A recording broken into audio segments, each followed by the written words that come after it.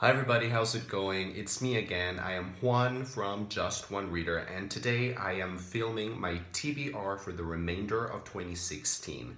2016 has been a weird reading year for me because I have read books that I've just loved, but I haven't read a lot of books. So I have finally come to terms with that.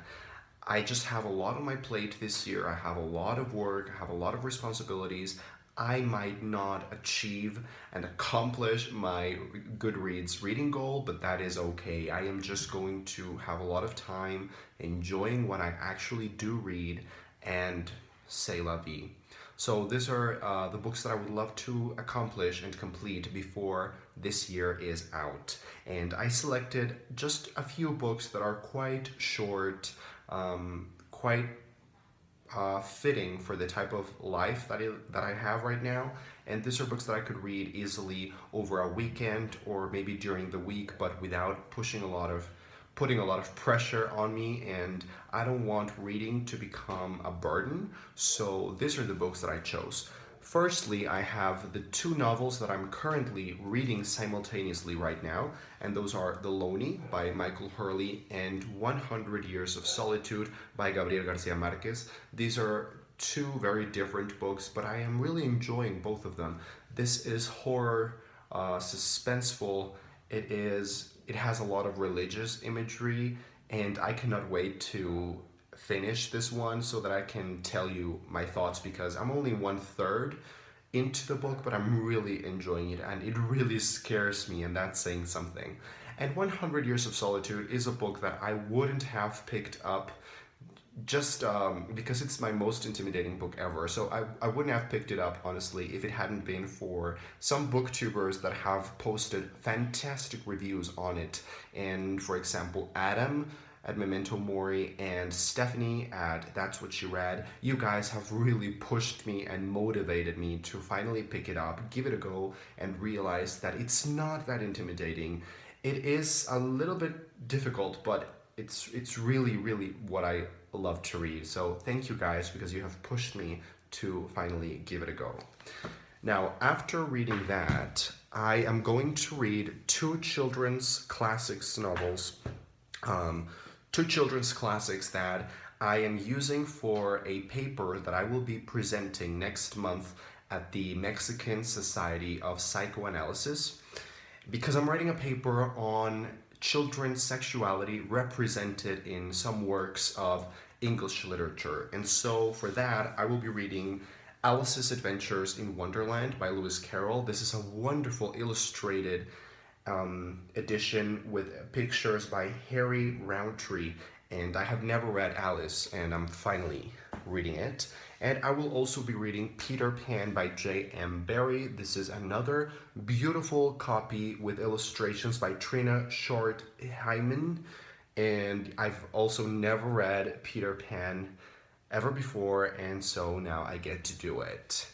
And then I have 5 books that I would love to read before the year is out, and those are How the Blessed Live by Susanna M. Smith. This has been thoroughly recommended, and Acacia, I think Mercedes, some people, a lot of great booktubers that I appreciate and value talk about this book like it's some kind of treasure.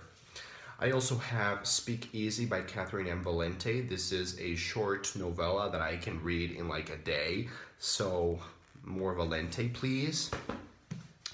Then I have Elena Ferrante's, which I always like to pronounce like Elena Ferrante, but well, it's Elena Ferrante, The Days of Abandonment, and I have never read any Elena Ferrante before, and I would try the Neapolitan, is it Neapolitan? Neapolitan Chronicles, novels, whatever, but it just seems a little bit daunting right now, so I'm starting with a standalone first.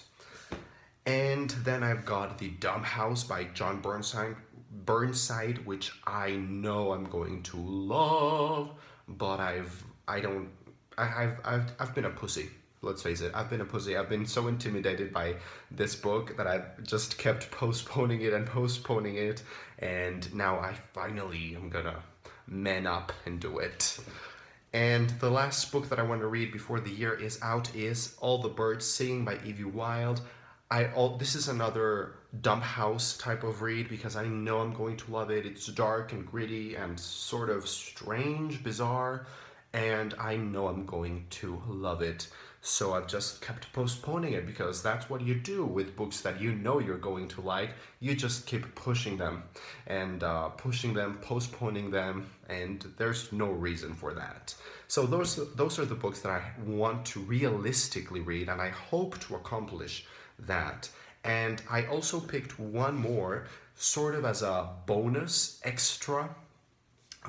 So if I get to this one, I will feel especially proud because it's a bonus, and that is The Bone Clocks by David Mitchell.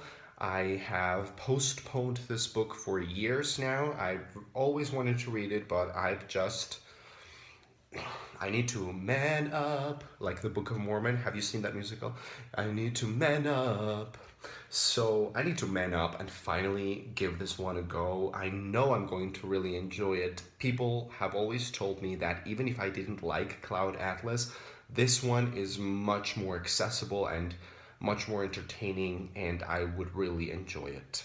Now, I also forgot to mention the Harry Potter books because I am starting a Harry Potter sort of read along or just a series on rereading Harry Potter as an adult man. And I will be starting that series this month in September. In September, I will read The Sorcerer's Stone. October, I will do Chamber of Secrets. November, I will do Prisoner of Azkaban. And in December, my favorite one, The Goblet of Fire. So those are 4 Harry Potter books that I will also be reading this year, periodically, one every month, so that I can give you guys an honest review on rereading them as an adult. And guys, that was my TBR for the remainder of 2016. What is your TBR for the rest of the year? I would love to know that. Thank you very much for watching. I will see you on the next video.